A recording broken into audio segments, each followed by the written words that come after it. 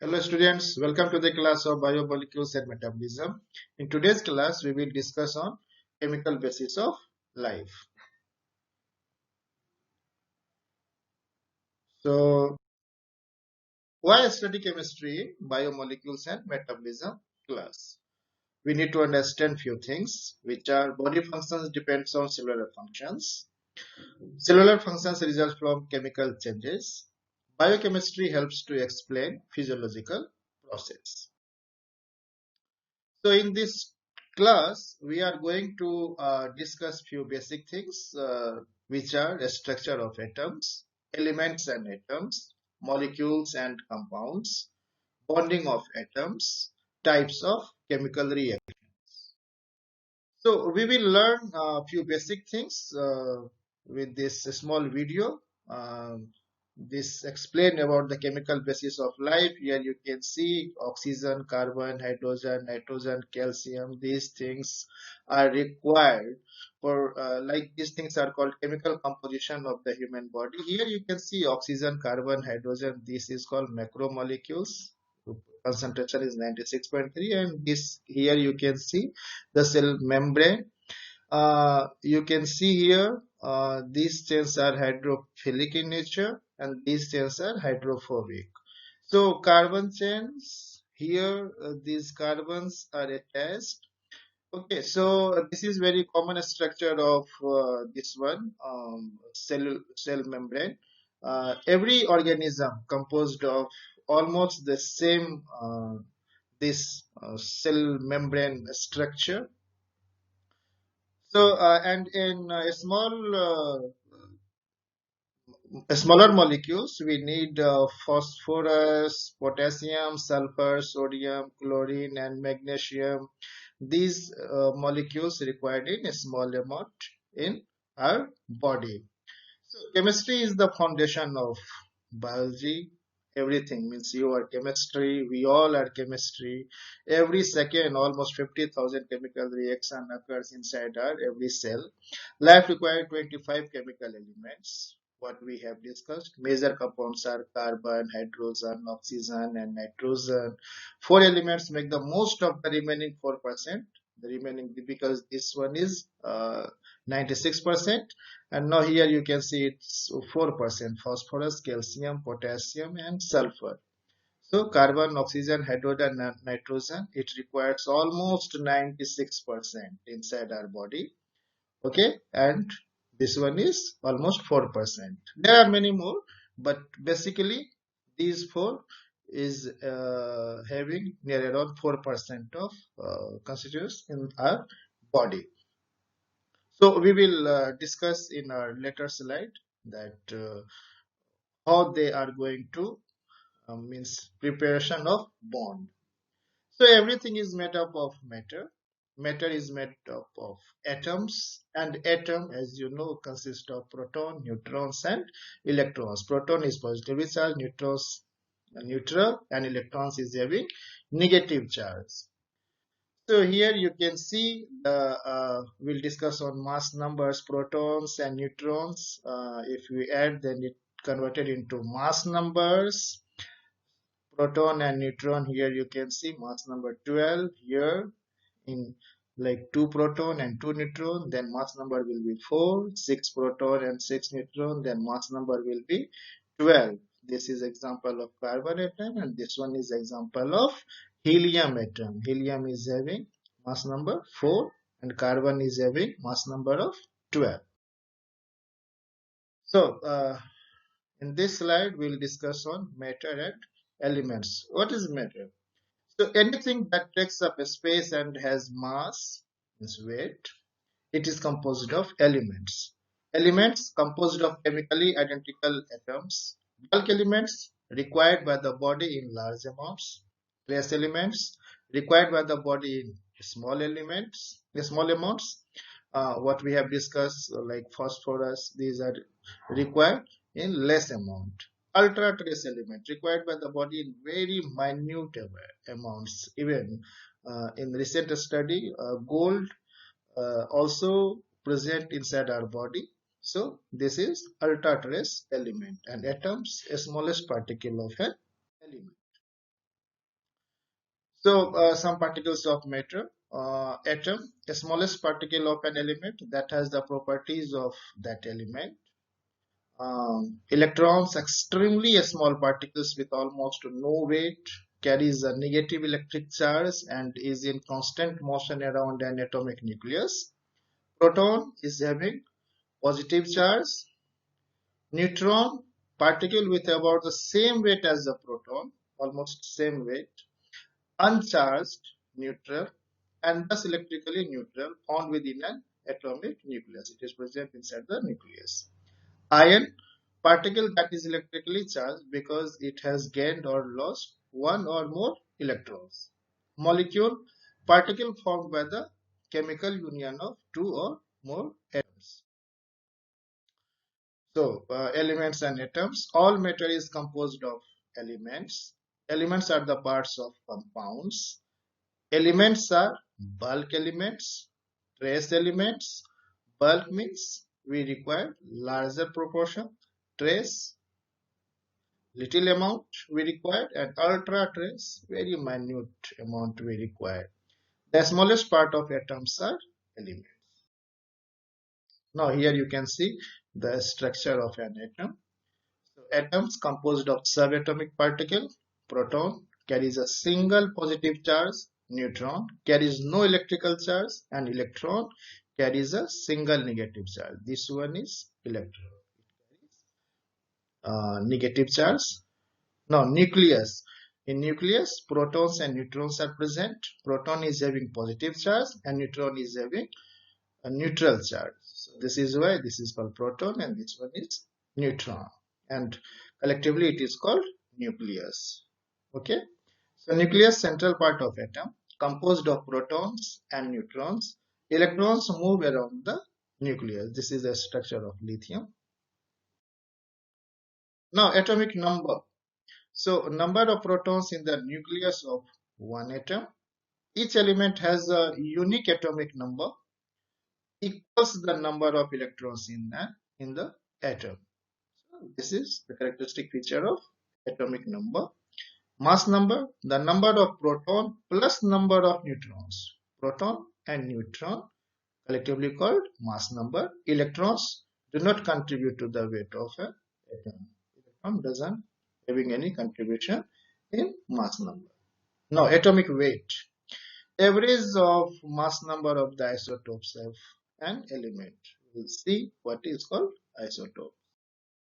So isotopes, atoms with the same atomic number but with different mass number. Here you can see all are hydrogen atom, but here you can see protium 1 and 1, deuterium, here you can see 2 and 1, and this one is called tritium 3 and 1. So here you can see 1, 1, 1, all are same, but here you can see 1, 2 and 3.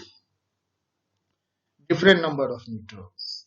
So in isotopes, neutrons numbers are changed, going to be changed. Oxygen often form isotopes, three forms of oxygen, oxygen 16, 17 and 18. Okay.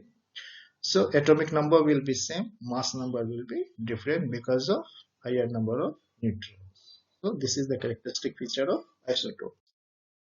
Molecules, particles formed when two or more atoms, chemically combine. Okay, so when they combine, then it creates molecule. Compounds, particle formed when two or more atoms of different elements. This is the basic difference in between molecule and compound. Here, different elements chemically combine.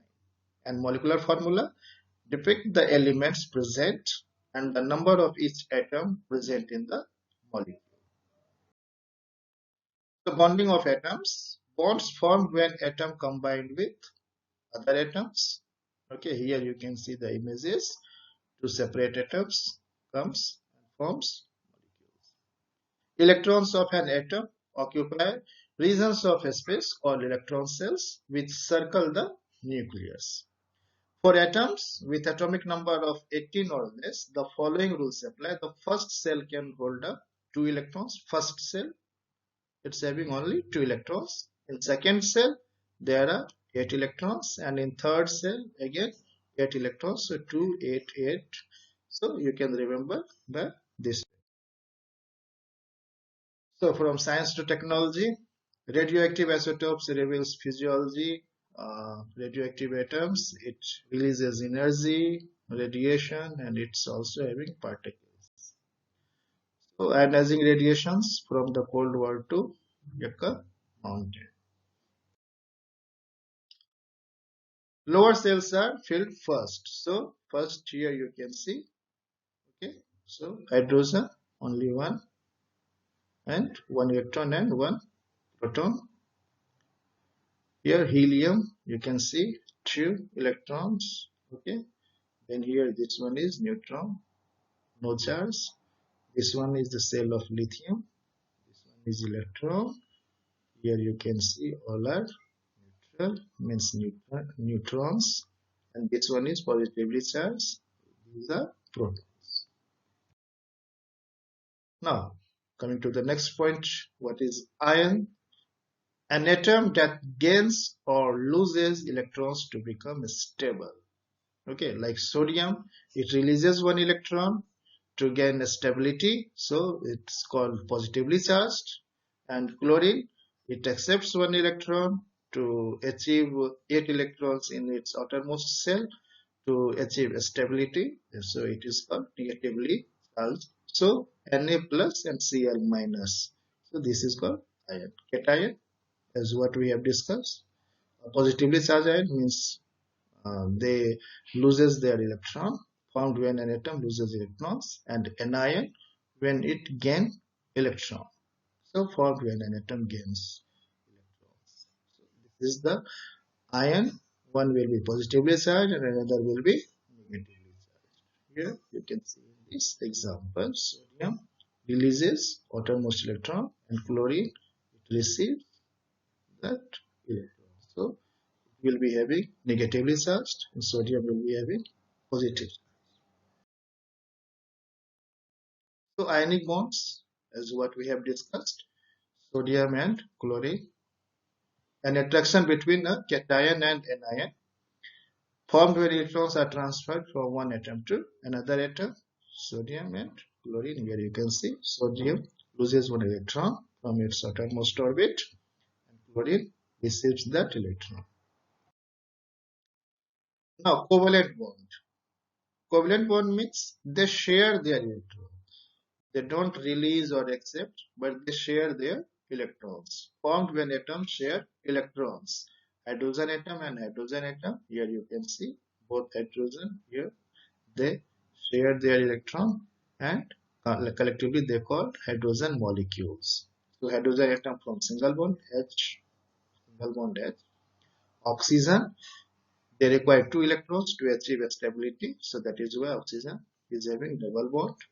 By the same way, nitrogen is having 5 electrons in its outermost orbit. So they share 3 electrons to achieve octet state. And in carbon atom, here you can see 4 electrons are present in its outermost shell. So that is why it combines with 2 oxygen. So 4 electrons they share to achieve 8 electrons. So a structural formula show how atoms bonds are arranged in various molecules. Here you can see hydrogen straight, double bond straight. You can see double bond. Here's oxygen molecule. Here you can see oxygen because of lone pair of electrons. Electrons they are having negative charge, so they repels each other. So this is why you can see here its shape is angular. Okay, so this is a structure of H2O. Here again you can see carbon, it's heavy because only 4 electrons, 2 electrons here, 2 here. So again a straight. So polar molecules. Molecules with a slightly negative end and a slightly positive end, what we have discussed in our previous slide, that if any atom is having more electrons in its outermost orbit and they repel each other, okay, so that creates some angular structure. Results when electrons are not shared equally in covalent bond. Water is an important polar molecule because oxygen is having two lone pairs. Okay, so 4, 1 and 1 are here, and they combines with oxygen to achieve octet. Okay, so this is called slightly positive end, and this one is because of presence of electrons, slightly negative end. Now hydrogen bond, it's very you can say weak bond, a weak attraction between the positive end of one polar molecule and the negative end of another polar molecule. So this is a characteristic feature of water. Here you can see hydrogen bond exists, oxygen combines with this is one molecule of water, this is another molecule, and you can see here intermolecular bond, you can see this one is, and hydrogen bond is having very unique property. Oxygen, fluorine, they are having this kind of property to create hydrogen bonding formed between water molecules, important for protein, nucleic and nucleic acid structure. It plays very important role in protein and nucleic acid structure. Now, chemical reactions occur when chemical bonds forms or break among atoms, ions, and molecules. So this is called chemical reactions. Reactants are the starting materials of the reaction, the atoms, ions, or molecules.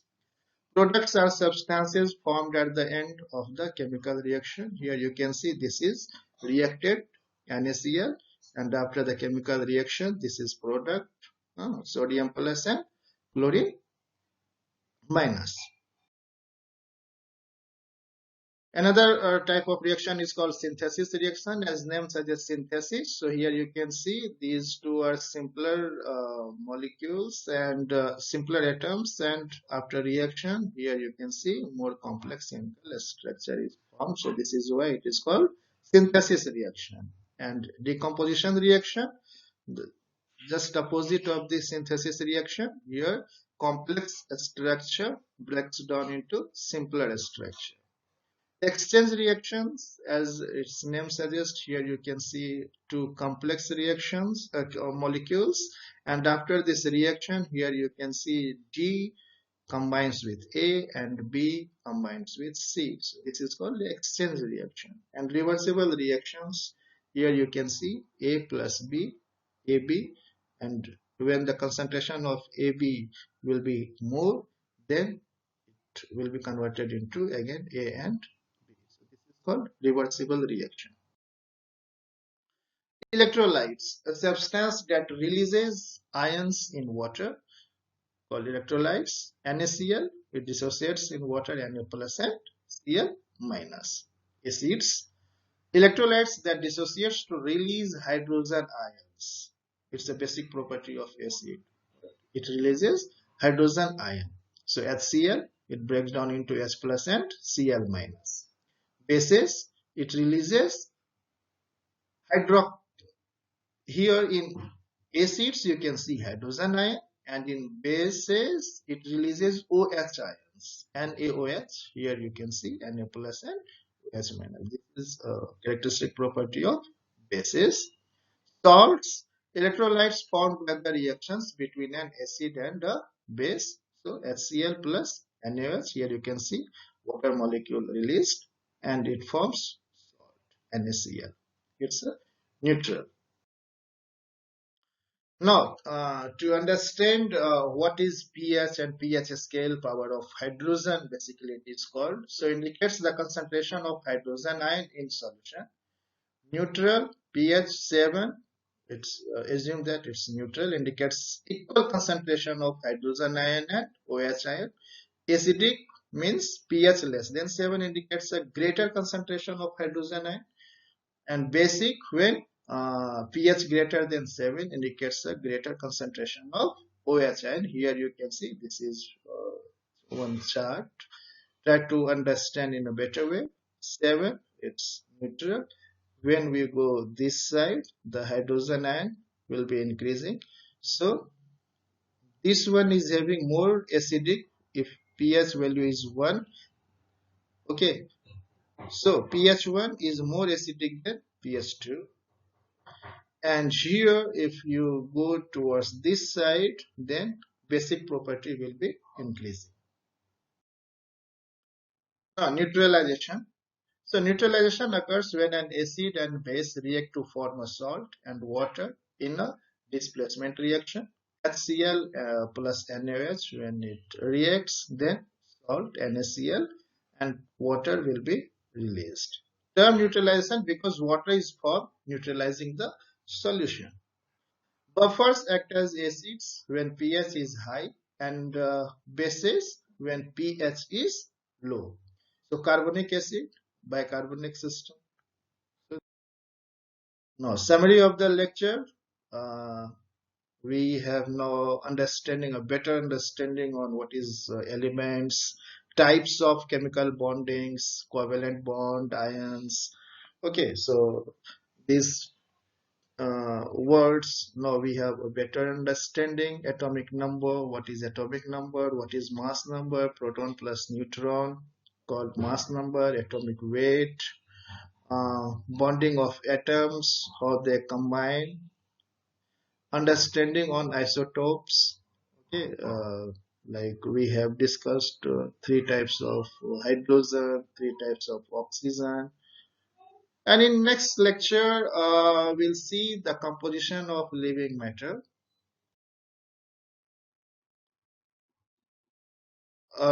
These are the question for your better practice. Like give examples of how the study of living materials requires understanding of chemistry. Describe how atomic structure determines how atoms interact. Describe the relationships among matter, atoms, and molecules. Explain how molecular and structural formulas symbolize the composition of compounds. Describe three types of chemical reactions. Okay, as we have discussed the chemical reactions. Even you can mention hydrogen bonding, covalent bond, ionic reactions. These things you can mention. Explain what acids, bases, and buffers are.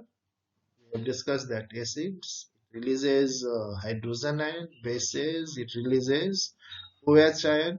Bases also having hydrogen ion, but in a lesser concentration. It doesn't mean that it doesn't having hydrogen ion. Okay, and buffers, when things are going to be neutralized, when you don't want to change the pH value, then you have to have some buffer solution.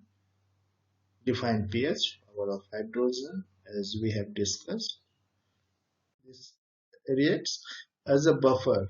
So here, these are the references. You can go into detail by referring these books.